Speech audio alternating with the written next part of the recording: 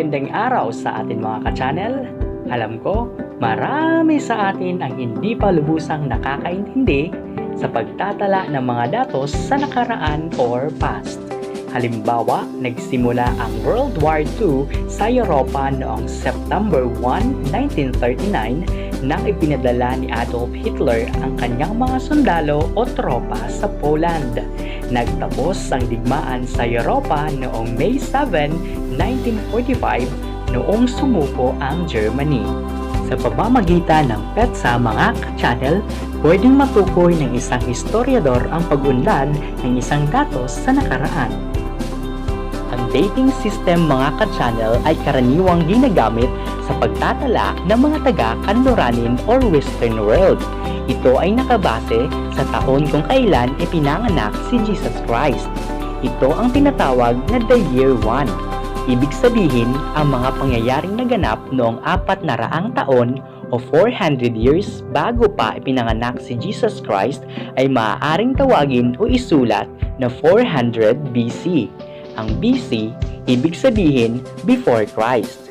At ang mga petsa pagkatapos na ipanganak si Jesus Christ ay maaaring mailabeled bilang AD or Anno Domini, ibig sabihin in the year of the Lord.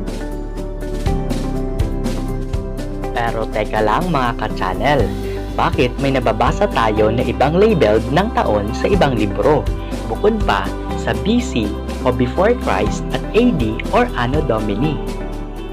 Ito ang BCE at ang CE. Ibig sabihin, before Common Era at CE or Common Era. Nakakalito, di ba? Alin sa kanila ang dapat nating gamitin? Alam nyo mga ka-channel, ang lahat ng iyon ay tama. Ang BC at AD ay karaniwang ginagamit ng mga kanluranin, pero mas pinipili ng ibang mga historiador na gamitin ang BCE at CE para hindi masyadong makakanluranin ang mga terms.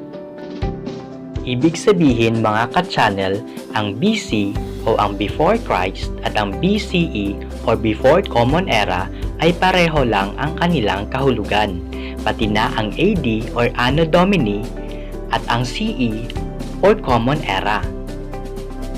Halimbawa mga ka-channel, ang 1850 BC ay maaari ring isulat bilang 1850 BCE. Gets nyo na mga ka-channel? May iba't ibang terminolohiyang ginagamit ang mga historiador upang matukoy ang mga oras. Ang decade ay 10 years, ang century ay 100 years, ang millennium ay 1,000 years. Halimbawa mga ka-channel, ang 4th century BC ay ang ika-4 na yugto ng 100 counting backward to 1, the assumed date of birth of Jesus Christ. Kung ating titingnan, ang 1st century ay mabibilang from 100 to 1 BC. Ibig sabihin, ang 4th century mga ka-channel refers to 400 to 301 BC. Nakuha nyo mga ka-channel? Kaya pala, meron tayong mga nababasa ng mga baliktad ang petsa.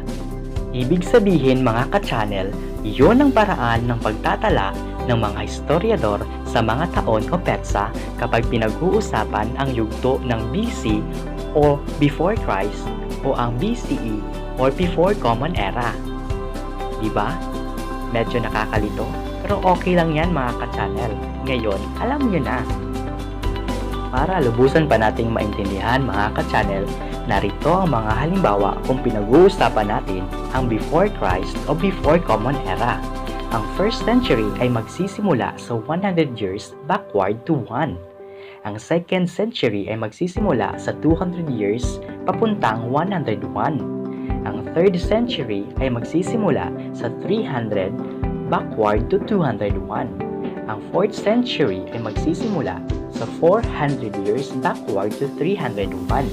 Ang 5th century ay magsisimula sa 500 backward to 401. Ang 6th century ay magsisimula sa 600 papuntang 501. Ang 7th century ay magsisimula sa 700 years papunta o backward sa 601. Kaya naman mga ka-channel, ang mga pangyayaring naganap noong 650 BC ay maaaring nangyari noong 7th century. Ngayon naman mga ka-channel, pag-uusapan natin ang AD or Anno Domini at ang Common Era. Pabaliktad pa rin ba ang counting ng kanilang taon? Ang sagot mga ka-channel ay hindi. Halimbawa, ang 4th century AD ay ang ika-4 na yugto ng 100 pagkatapos ipinanganak si Jesus Christ. Ang unang yugto ng 100 years includes the years 1 to 100.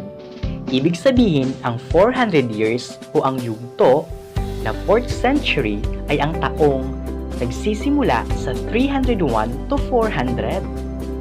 Parang normal lang mga ka-channel, parang nagbibilang lang kayo mula sa 1 hanggang sa 100, and then 101 to 200. Yun mga ka-channel. Isa pang halimbawa mga ka-channel, ang mga pangyayari noong 750 AD ay nangyari noong 8th century.